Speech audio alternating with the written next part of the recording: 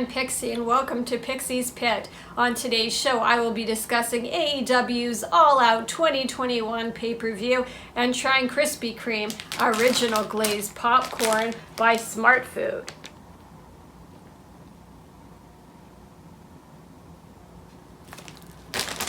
Alright, there hasn't been so much anticipation for a wrestling pay-per-view since the 90s, and the show delivered and it was exceptional.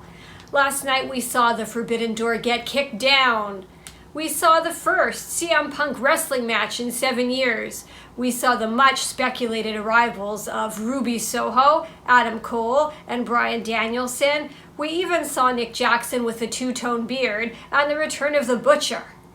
Alright, we'll get back to AEW. Let's get into this Smart Food popcorn, Krispy Kreme donuts. It says air pop popcorn with a delectable Krispy Kreme original glazed donut flavor. So this is pretty exciting. I wonder if they can really simulate a Krispy Kreme donut in a popcorn, but I guess we'll find out. It's quite a giant bag I have here. Let me know in the comments what your favorite donuts are and where you buy them. Alright, so we've cut it open. We've got to do the sniff test. Doesn't smell like Krispy Kreme yet. So let's pour these in our bowl. Get a nice large bowl going. Alright, that looks pretty good. I'm going to show you guys what it looks like. So they're pretty pale, kind of giving that glazed donut look. I don't know why I expected them to be a bit darker, but that's okay.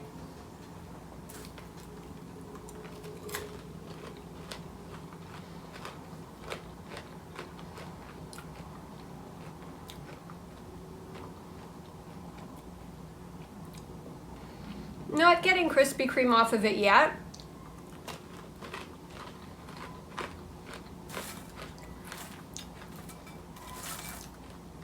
Some of the popcorn pieces are definitely much more glazed than others, so I'm trying to go for the really glazed ones to get the full flavor.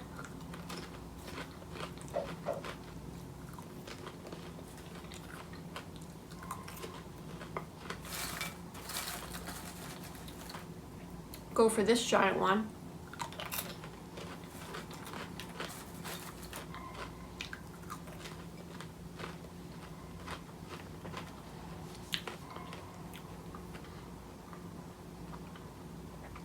I have to honestly say, this product has nothing to do with Krispy Kreme whatsoever in taste. Now, I love the color of the bag with that Krispy Kreme look to it. I was super excited for this.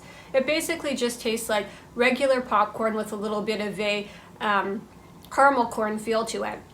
So the coating is a little bit sweeter and a little bit lighter than what you would get in caramel corn, but it does have that sort of caramel corny taste, but a little bit lighter, sweeter, and with more of the popcorn taste coming through than just being completely covered in it. It's actually really good. It doesn't taste anything like Krispy Kreme though. So if I was rating this based on the taste of it and how much I like the taste, I'd probably give it an 8 out of 10 horns in the air.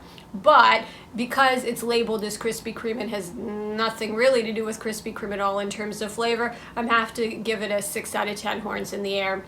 So it's still good, but don't buy it expecting a Krispy Kreme donut in a popcorn format.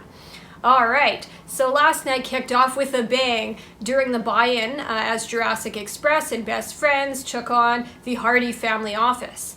Evans went flying as Luchasaurus delivered a wheelbarrow German suplex. Jungle Boy splashed Evans. Quinn delivered a crossbody to Utah. Hardy used a chop block on Luchasaurus. Chuck Taylor delivered a tope con hero.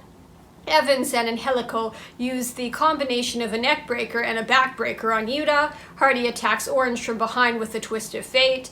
Jungle Boy got up on the shoulders of Luchasaurus and he starts to exchange blows with Evans. Angelico taps out to Jungle Boy's snare trap. The Butcher returns, and Hardy family office attempt to cut Orange Cassidy's hair, but the Varsity Blondes, John Silver and Dante Martin, make the save. The first official match of the pay-per-view was the Redeemer Miro versus the Mad King Eddie Kingston. Miro gets his eyes poked by Eddie, who also went on to do an exploder suplex. Miro power slammed Kingston. Kingston used backdrops for a 2 count. Kingston also followed up with an elbow suicida to a fisherman suplex. Miro suplexed Kingston back as well. Miro used the game out, camel clutch. Kingston used a spinning back fist, DDT, and also tried for a pile driver.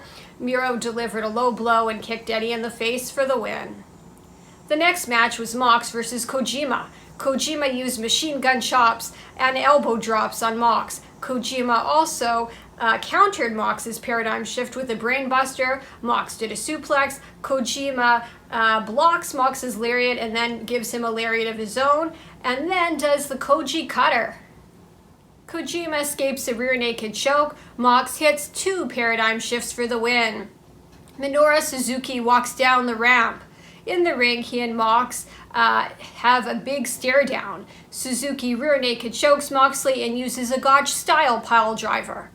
The next match was for the AEW Women's World title. It was Dr. Brett Baker, DMD, with Rebel and Jamie Hayter versus Chris Statlander with Orange Cassidy. Statlander used a mule kick on Baker. Baker used a fisherman's neck breaker on Statlander. Baker used elbow strikes and a running knee. Statlander hit Baker with a Falcon Zero and lariat, and also Baker used a DDT. Statlander used a scissors kick. Baker stomped on Statlander on the arena floor. Cassidy yelled at Statlander to get back in the ring.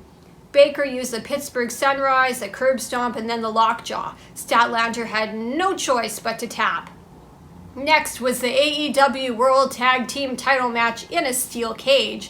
It was the Young Bucks versus Lucha Brothers. The Lucha Brothers enter wearing huge headdresses as rappers play them to the ring.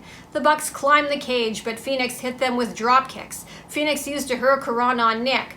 Nick hit Penta with a backstabber. Matt powerbombed Phoenix into the cage. Penta used a sling blade on Matt. Nick used a cutter on Phoenix.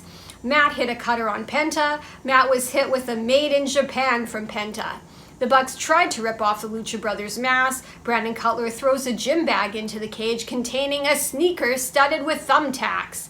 Penta was super kicked by Matt with the thumbtack studded sneaker. The Bucks hit Penta with the BTE trigger. Nick was nailed in the head by Phoenix with the thumbtack sneaker. Penta used an avalanche Canadian destroyer. Phoenix used a crossbody off of the top rope of the cage. Lucha Brothers spiked Nick for the win. Next was the Women's Casino Battle Royale. Nyla Rose eliminated many participants, which included King, Shida, Jade Cargill, and Ty Conti. Ruby Soho was the Joker. Nyla Rose, Ruby Soho, Thunder Rosa were the final 3. Nyla used a Samoan drop on Rosa, and Rosa eliminated Rose with a shotgun dropkick. Soho kicked Thunder Rosa in the head while Rosa attempted a Death Valley driver. Rosa was eliminated. Soho will face Baker in the future. The next match was MJF versus the Demo God Chris Jericho. Billy Gray from Fozzy played Jericho to the ring.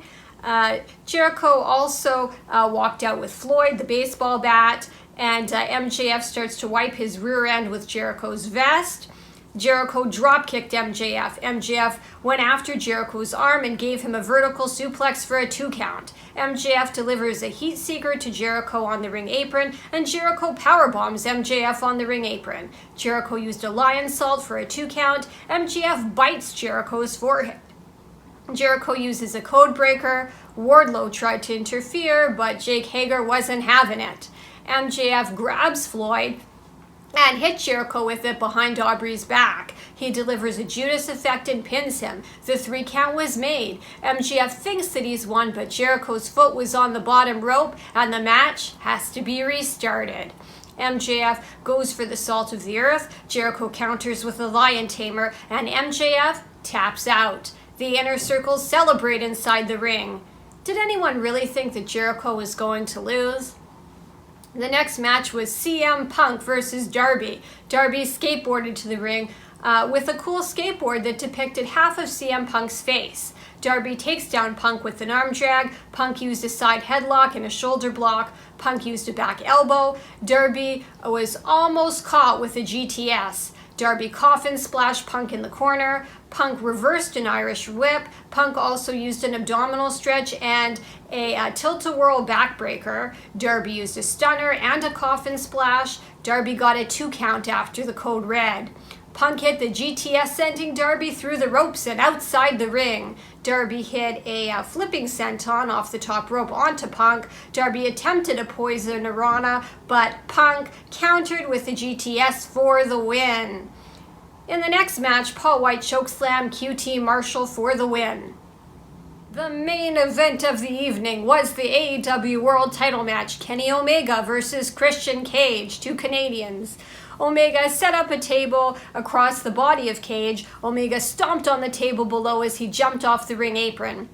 Omega set up a second table, but Cage reversed a suplex by Omega, and Omega got suplexed onto the arena floor. Christian hit a hurricanrana. Omega missed a one-winged angel attempt. Kenny used a knee strike. Christian DDT'd Omega. Kenny used the V-trigger and 3 Snapdragon suplexes. Cage speared Omega through a table. Christian delivered 2 more spears and attempted a frog splash.